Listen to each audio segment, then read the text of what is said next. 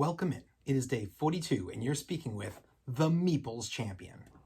So today we're going to be going over a game that I hadn't gotten to the table until last night for 6 years.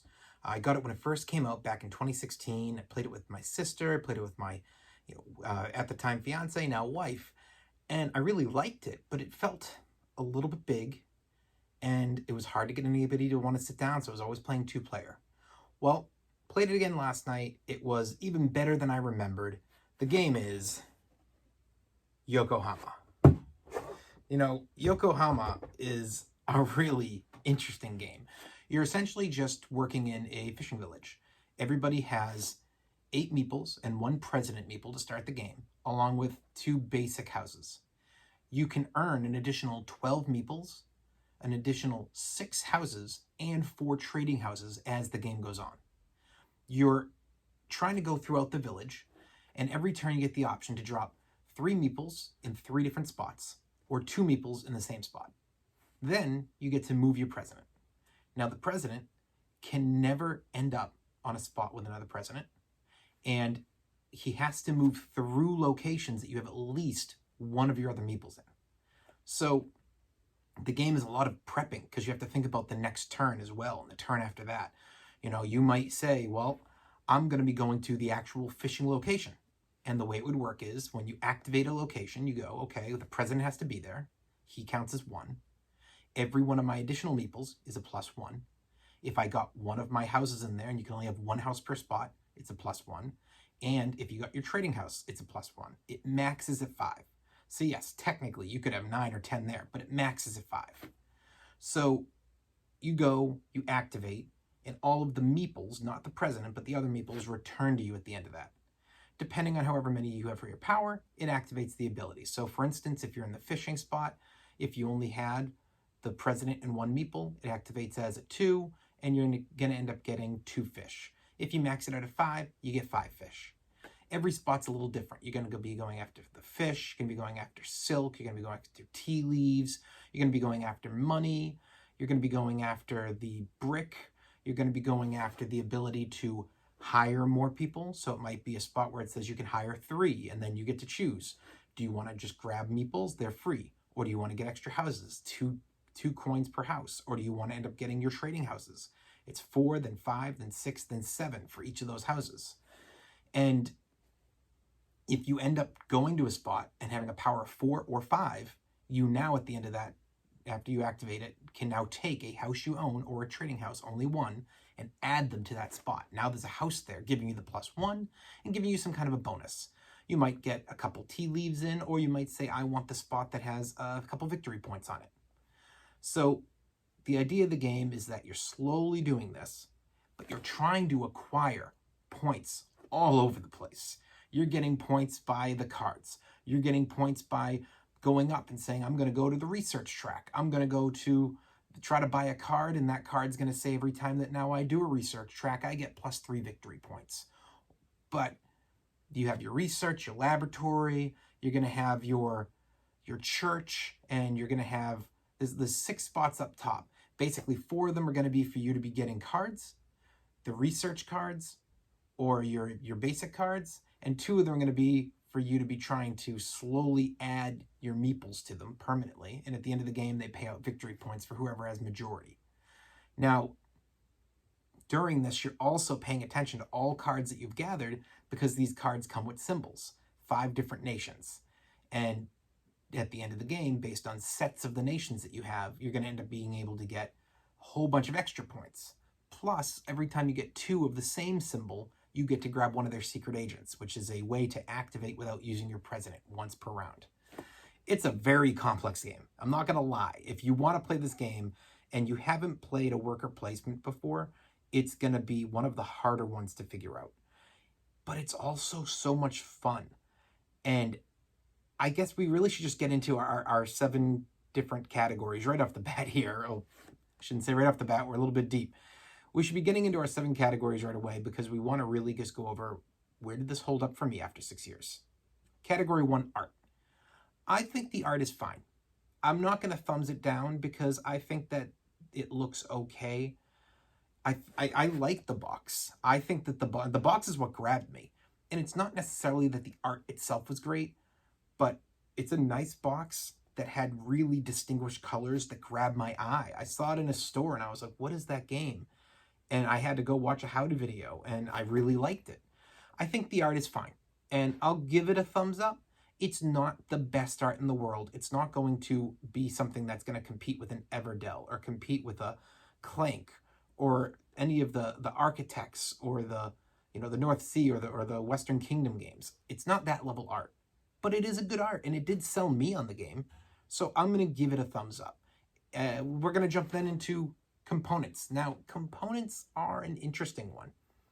You've essentially got wooden meeples, wooden president meeple. You've got cardboard for the houses and the trading houses. And then you've got loads and loads of cards. I think everything is acceptable, but I will point out one, like these meeples, I don't know, they're little blocks. And the president meeple's just a little bit taller with a little round head. Are they going to hold up? Yes. But are they the best components? No. I do think that they could have done better here. And while I almost always give thumbs ups on components, I will say that for being 6 years ago, that's not old enough for them to have kind of skimped on making a little bit more effort on a design for the components. I think they could have done a little bit better.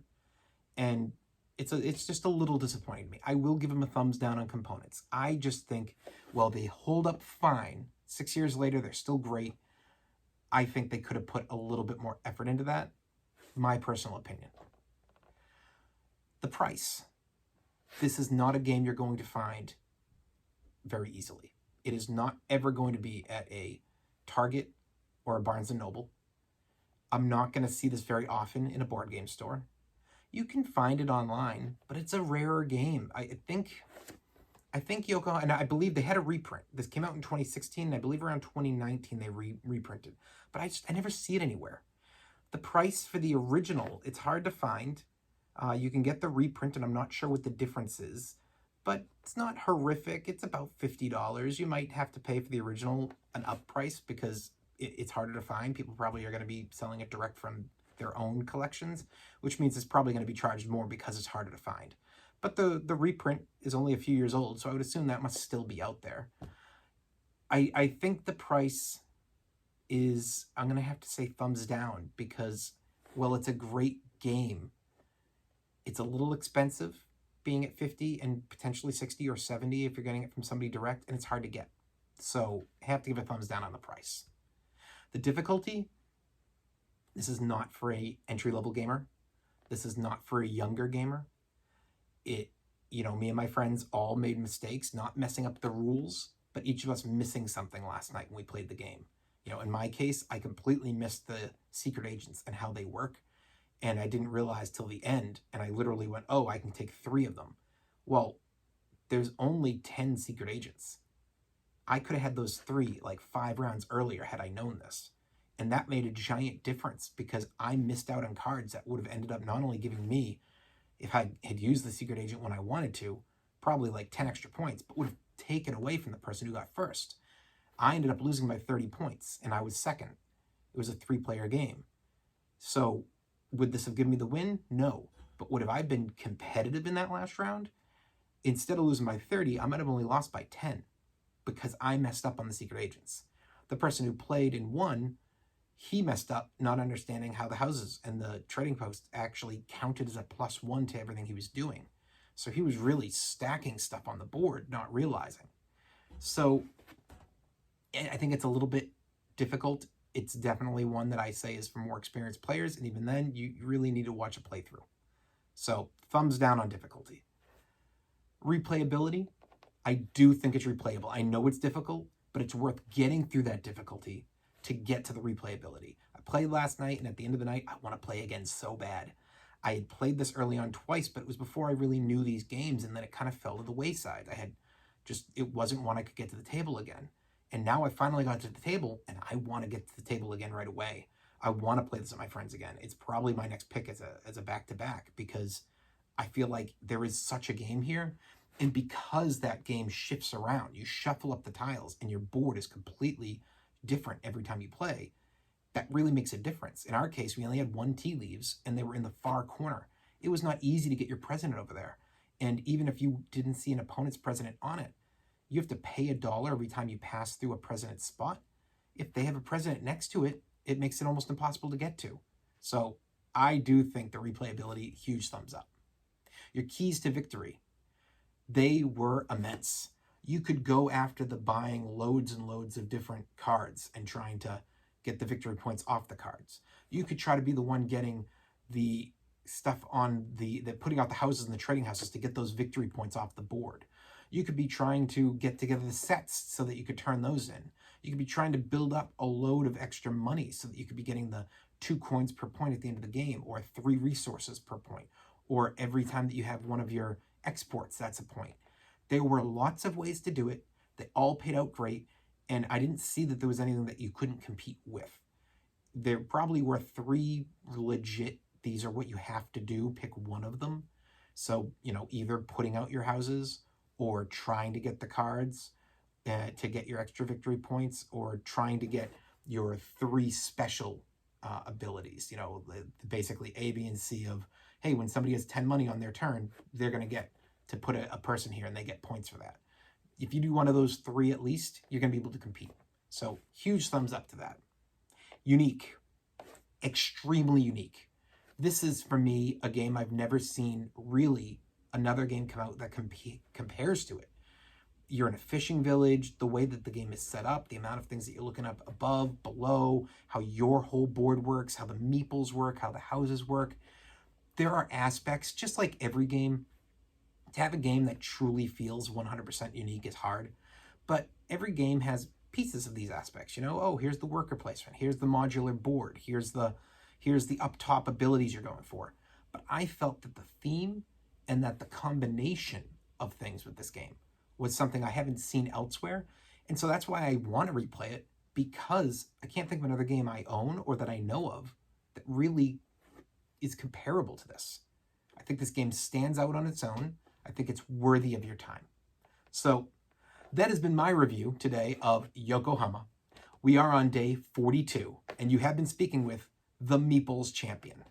Like, subscribe, share the video, and check down below as I'll put in an Amazon link for either the original or the reprint, whichever ones may be available will be down below for you guys to click on. I'll talk to you tomorrow.